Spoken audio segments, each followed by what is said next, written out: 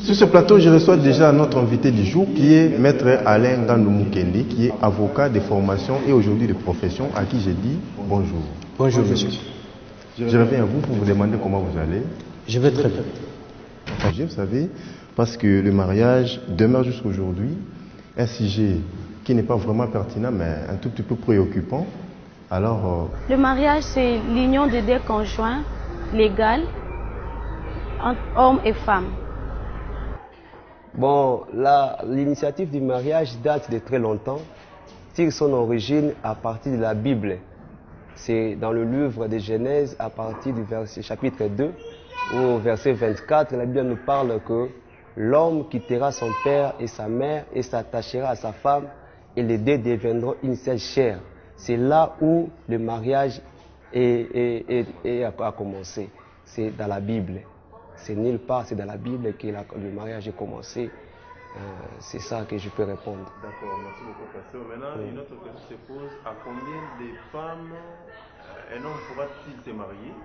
Et puis, à combien d'époux une femme aussi pourra-t-elle se marier?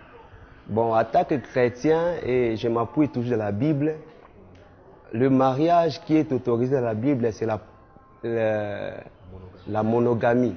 Ce n'est pas la polygamie, parce que quand Dieu a créé l'homme, après avoir créé l'homme, il a remarqué que l'homme était seul. Il a dit que non, il n'est pas bon que l'homme soit seul. C'est pour cela qu'il a créé une femme à l'homme. Il n'a pas créé deux femmes. Il n'a pas créé trois femmes. Il avait créé une seule femme. Et quand l'homme s'est réveillé de son sommeil, il a vu la femme. Il a dit que voici celle-ci, c'est l'os de mes os et la chair de ma chair. Donc c'était une femme et un homme. Donc le mariage, c'est le lien d'un homme et une femme seulement. Oui, le mariage, nous pouvons le définir sous deux contextes. Premièrement, nous pouvons dire que le mariage, c'est une union légale contractée entre l'homme, un homme et une femme. Donc c'est ça le mariage. Union contractée entre un homme et une femme. Et nous pouvons aussi dire c'est une situation des deux conjoints qui vivent ensemble après s'être unis légalement. Bon, le mariage, c'est l'union de deux personnes de sexe opposé, un homme et une femme, honorés par les parents, par l'État et surtout plus par l'Éternel qui est l'instituteur du mariage. Quelle est la lecture que vous avez faite par rapport à tous les éléments de reportage que vous avez suivis? Merci beaucoup. J'ai suivi avec attention les interventions des uns et des autres sur l'aspect ou sur ce que tout le monde entend par le mariage.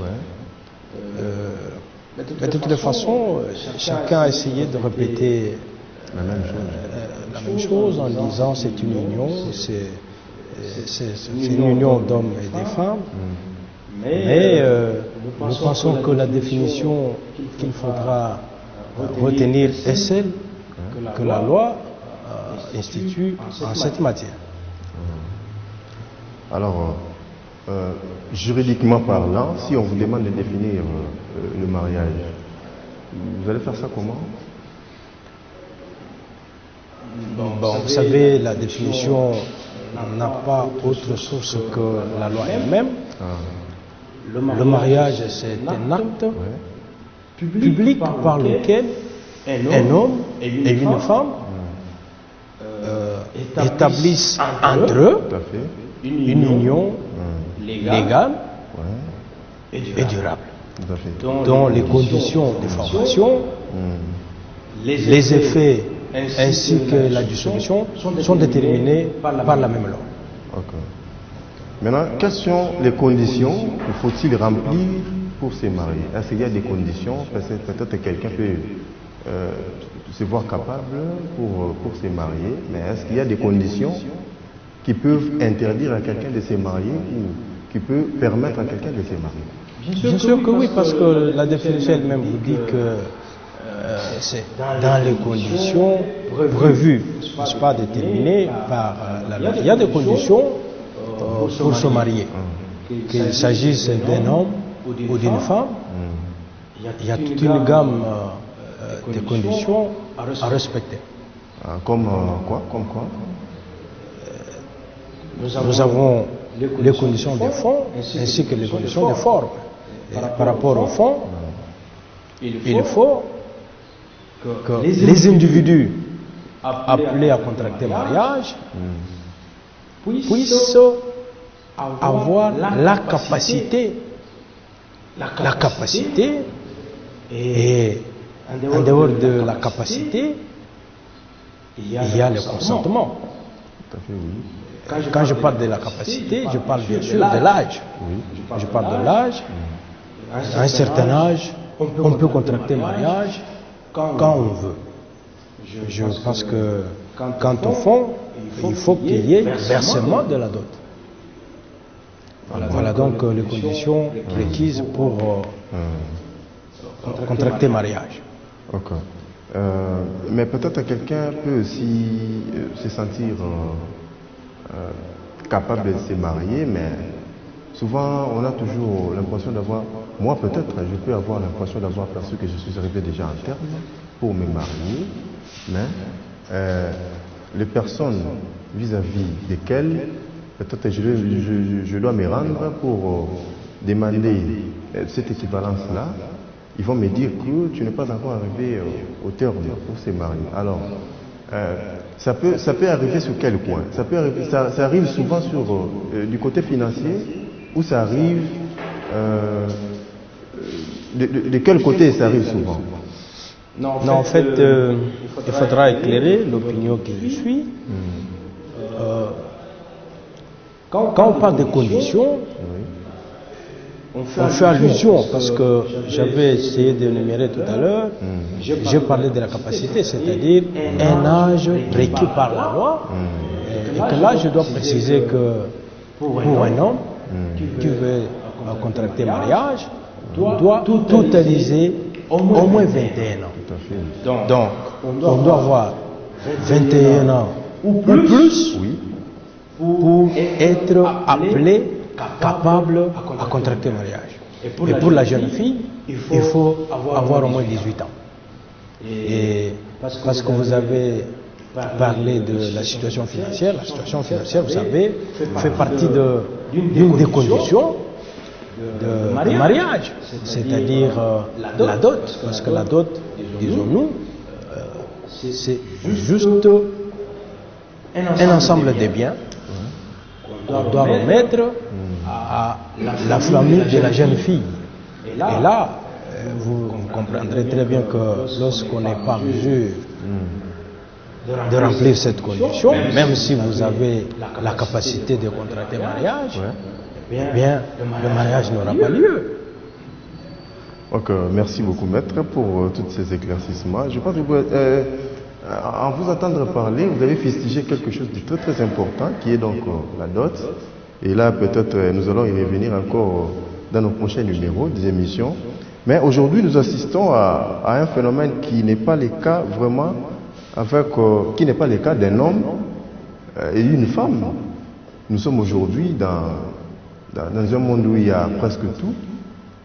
Il y a de l'autre côté, vous verrez les deux hommes en train de se marier.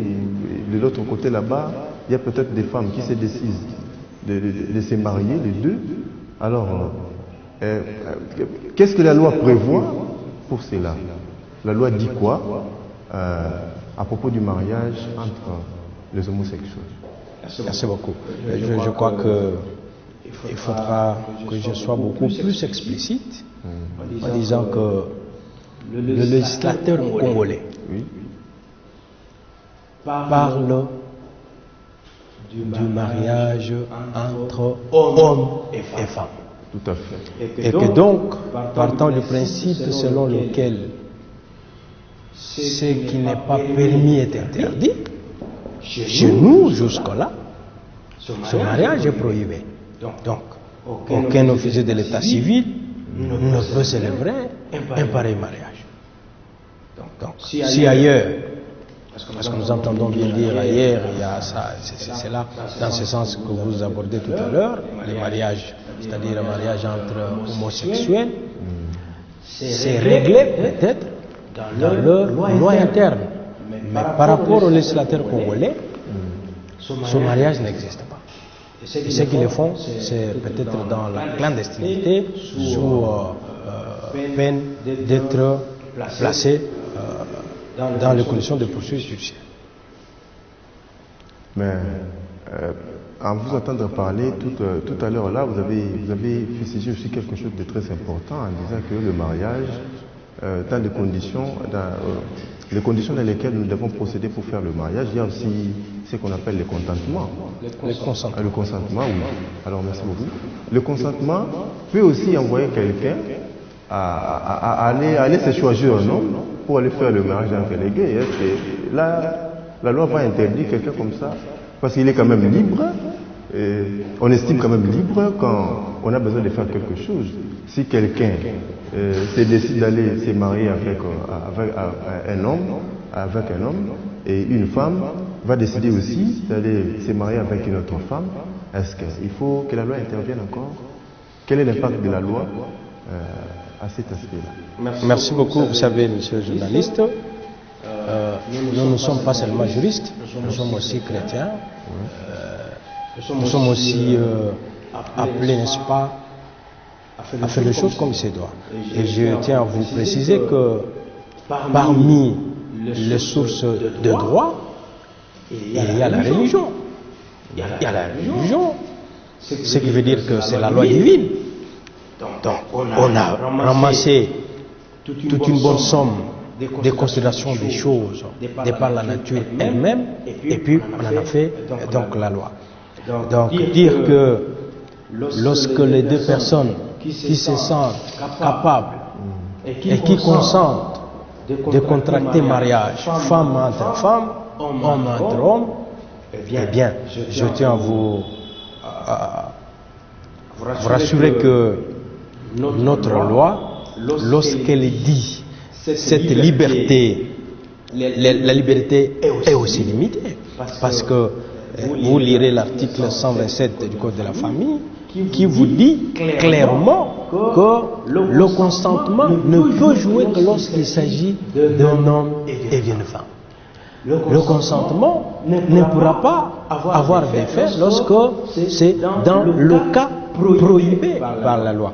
Parce que chez nous jusque-là, peut-être avec l'évolution du monde, si ça pourra venir, mais jusqu'à ce matin, la loi n'a pas changé et nous disons que au regard de cet aspect des choses, celui qui consent pour un autre homme, alors que lui-même est un homme, ce consentement est nul. Donc il ne peut pas se prévaloir pour dire que mon mariage reste valable ou parce que nous sommes décidés ici. Donc nous vous disons que la société ne fonctionne pas au-delà de ce que la loi prévoit. Donc il n'y a pas de société, comme on dit en latin, ubi societas, ubi ibius. Donc il n'y a pas de société sans loi. Donc vous ne pouvez pas dire ma volonté ou mon consentement puisse, n'est-ce pas, aller au-delà de ce que la loi prévoit. Donc nous sommes tous derrière la loi, c'est la loi qui nous conduit. Alors, Maître Alain, vous pouvez nous dire un peu, vous êtes quand même chrétien, vous avez quand même une idée sur le mariage. Est-ce que vous pouvez nous parler un peu à quelle époque environ l'histoire du mariage a eu lieu? C'était à partir de quelle époque? Parce que si on retourne encore en arrière, on verra quelques personnes avant nous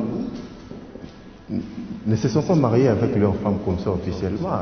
Ils vont verser une dot dans la famille de la femme et puis ils ont allé officialiser leur mariage au niveau de l'État. Donc c'est comme si on a commencé ça seulement aujourd'hui avec nous, hein, mais à quelle époque environ ça a commencé à avoir lieu? Donc merci beaucoup. Je pense que l'institution mariage ne date pas d'aujourd'hui, ou le concept Peut-être que ce sont les formes qui se multiplient, parce que c'est comme hier, il n'y avait pas ce mariage à travers le monde entier, au fur et à mesure. Le mariage, comme on venait de l'évoquer tout à l'heure, entre homosexuels a pu voir le jour. Mais pour revenir à votre question, je crois l'histoire du mariage remonte depuis la fondation même du monde, et là, dans les formes de ce temps-là. Dans la forme de ce temps-là. Quoique ce sont les hommes de Dieu qui sont mieux placés pour répondre à cette question. Mais moi, en tant que juriste, le mariage a pris naissance lorsque on a institué la notion de droit. Donc, lorsqu'on a transformé la société primitive en société de droit. À ce que je peux vous rappeler que dans la jungle, tout celui qui avait envie d'une femme pouvait venir la prendre et l'amener où il le voulait parce qu'il a la force. N'est-ce pas?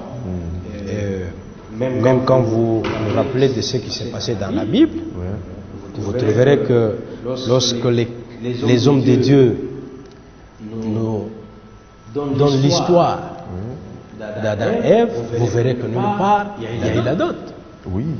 Elle n'a pas existé. Mais moi je vous dis, je me limite aux aspects dont je suis capable de pouvoir remonter la pente.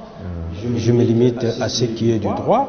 Donc, la société moderne a donné naissance à ce qu'on appelle mariage. Ok, ça va, merci beaucoup, Maître Alain Nandou-Mukendi. Ok, c'est la fin de notre première partie de cette émission. Merci beaucoup à vous tous, chers téléspectateurs, qui étaient branchés à ce moment pour les suivre.